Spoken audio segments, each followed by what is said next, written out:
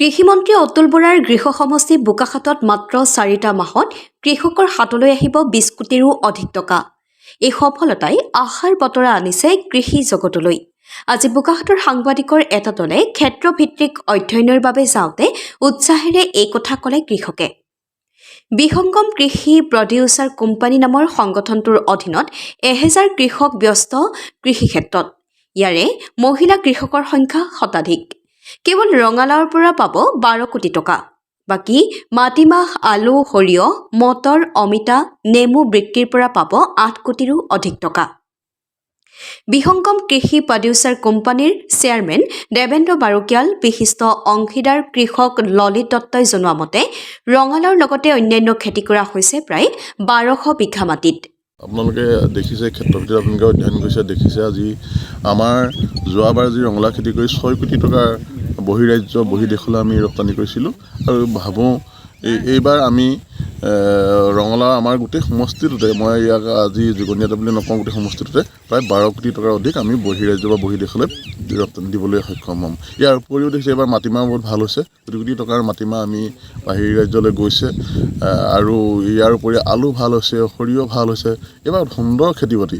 ইয়াৰ মই ভাবোঁ তো গোটেই এটা ধাৰণা এটা কৰিব পাৰি প্ৰায় 20 কোটিৰ ওপৰত আমাৰ এই শস্যৰ পৰা আমি বাহিৰলৈ পঠিয়াব পৰা ব্যৱস্থা আমাৰ খেতিয়কে পাইছে। নুমলীগড় শোধনাগাৰে 5 বছৰীয়া এটা প্ৰজেক্ট লৈছে।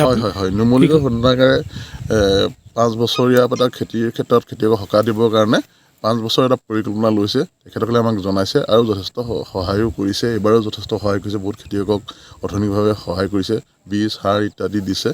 আৰু আগন্তুক কেনেধৰণে কৰিব পাৰে পৰ্যায়ক্ৰমে আমাৰ লগত আলোচনা কৰি, ডিপাৰ্টমেণ্টৰ লগত, কৃষি বিভাগৰ লগত আলোচনা কৰি আৰু মন্ত্ৰী মহোদয়ৰ লগত আলোচনা কৰি কেনেকৈ কৰিব পাৰে গোটেইখিনি তেখেতলোকে কৰিম বুলি আমাক প্ৰতিশ্ৰুতি দিছে। এই সময়তে যিহেতু আমাৰ বিধায়কগৰাকী সন্মানীয় কৃষি মন্ত্ৰী, তেখেত আহি আপোনালোকক উৎসাহিত কৰিছেনে? ইয়ালৈ আহিছেনে? হয় তেখেত বাৰে বাৰে আহিছে আৰু তেখেতে এটা কথা, তেখেতৰ চিষ্টেম বিহংগম কৃষি প্ৰডিউচাৰ কোম্পানীয়ে ধৰি কেইবাটাও FPC তেখেতে খুলি দিছে, যাতে ইয়াৰ পৰা কৃষকখিনিয়ে উৎসাহিত হয় বা সহায় চৰকাৰী আঁচনিসমূহ পায়। সেইবাবে কৃষি বিপ্লৱটো সেইটো কাৰণেই জনা হৈছে বুলি ভাবোঁ। কৃষিমন্ত্ৰীগৰাকীৰ যথেষ্ট ভূমিকা ইয়াত আছে, অৱদান আছে। তেখেতৰ অৱদানৰ কাৰণে আজি গত বছৰৰ পৰা আপোনালোকে দেখিছে যিবিলাক মাটি পৰি আছিলে, যিবিলাক নিবনুৱা ল'ৰা বুলি আছিলে, এনেই বহি আছিলে, বহিৰাজ্যলৈ গৈছিলে, সেই সকলোখিনি গোটেইখিনি খেতিপথাৰ লাগি গৈছে। সেই লাগি আজি কৃষি বিপ্লৱৰ এক সূচনা হৈছে বোকাখাতত বুলি আজি মোৰ ধাৰণা এটা হৈছে। কৃষিক জীৱিকা হিচাপে লোৱা এই যুৱ কৃষকসকলৰ একাংশই কৰ্ম সংস্থাপনৰ বাবে ৰাজ্যৰ বাহিৰত আছিল যদিও শস্যশ্ৰৱা গৃহভূমিলৈ ঘূৰি আহি মন পুতি লাগিছে কৃষি ক্ষেত্ৰত। এই অগ্ৰগতিত প্ৰচুৰ সহযোগিতা আগবঢ়াইছে কৃষিমন্ত্ৰী অতুল বৰাই।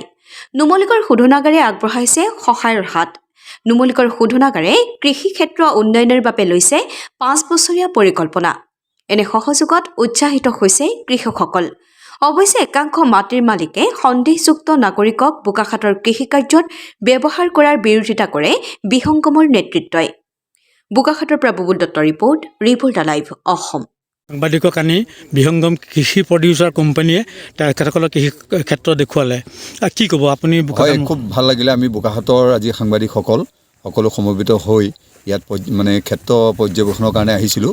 আমি এনে শুনি আছিলোঁ যে বিহংগম যি আমাৰ কৃষি উৎপাদন সমিতি, তেওঁলোকে কিছু কাম কৰিছে বুলি শুনা গৈছিল, কিন্তু আজি আমি ক্ষেত্ৰ পৰ্যবেক্ষণ কৰি দেখিলোঁ যে অতি সুন্দৰভাৱে তেওঁলোকে কিছু আঁচনি গ্ৰহণ কৰিছে। তাৰ ভিতৰত বিশেষকৈ দেখিলোঁ যে ৰঙালাও খেতি ইয়াত যথেষ্ট পৰিমাণে হৈছে। আমাৰ বিশেষকৈ সৰিয়হ কৰিছে, তদুপৰি আলু কৰিছে বা অন্যান্য ধৰণৰ ৰবি শস্যৰ কামতো তেওঁলোকে নিয়োজিত হৈছে। আৰু প্ৰায় 300 বিঘা মাটি ইতিমধ্যে তেওঁলোকে ইয়াত মানে খেতিৰ লগত জড়িত কৰা আমি দেখিছোঁ আৰু সুন্দৰভাৱে উৎপাদনো হৈছে।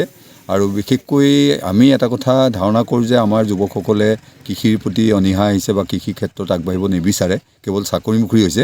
কিন্তু তাৰ বিকল্প হিচাপে, তাৰ বিপৰীতে যদি আমি চাবলৈ আহোঁ, ইয়ালৈ আহিলেই বিহংগম কৃষি উৎপাদন সমিতি কোম্পানীলৈ আহিলে আমি অনুমান কৰিব পাৰি যে তেওঁলোকে কি কাম কৰিছে। ইয়াত আচলতে একে সময়তে আমাৰ ললিত দত্ত, আপোনালোকে জানে যে যোৱাবাৰ তেওঁলোকৰ উদ্যোগতে প্ৰায় 6 কোটি টকাৰ ইয়াৰ পৰা ৰঙালাও ৰপ্তানি কৰা হৈছিল। আৰু এই বছৰ তেওঁলোকৰ মূল এটা সীমা নিৰ্ধাৰণ কৰিছে যে 12 কোটি টকাৰ ৰঙালাও ইয়াৰ পৰা তেওঁলোকে বহিৰাজ্যলৈ প্ৰেৰণ কৰিব। সেয়াই নহয়, তদুপৰি মাছ উৎপাদন প্ৰায় 11টা ফিচাৰী আমি দেখিছোঁ যে 11টা ফিচাৰীত যথেষ্টখিনি মাছ উৎপাদনৰ কাৰণে ব্যৱস্থা কৰিছে, ফিচাৰী ব্যৱস্থা কৰিছে। পাৰে অমিতা গছ লগাইছে। অমিতা গছৰ লগে লগে আকৌ আমি দেখিলোঁ যে নেমু গছ 12 মাহে লাগি থকা নেমু গছ তাত লগাইছে, দাংবডি লগাইছে, এনেকুৱা ধৰণৰ পোনা উৎপাদন কেন্দ্ৰ এটা হয়, হৈছে। পোনা উৎপাদন কেন্দ্ৰ হৈছে। গতিকে বিহংগম সঁচাকেই মানে এটা সুকীয়া অস্তিত্ব বুলি ভাবিছোঁ মই। আৰু বিশেষকৈ যিটো কৃষি বিপ্লৱৰ সূচনাৰ কথা আমি আচলতে কাগজে পত্ৰই পাওঁ বা সকলোৱে কৈ থাকে কৃষি বিপ্লৱ কৰিব লাগে, কিন্তু আমাৰ যুৱকসকলেও, অসমীয়া যুৱকসকলেও যে এনেকৈ আগবাঢ়ি আহি কাম কৰিব পাৰে, এইটো আচলতে এটা উদাহৰণ বিহংগম সমবায় যিখন আমাৰ প্ৰডাকশ্যন কমিটি আছে।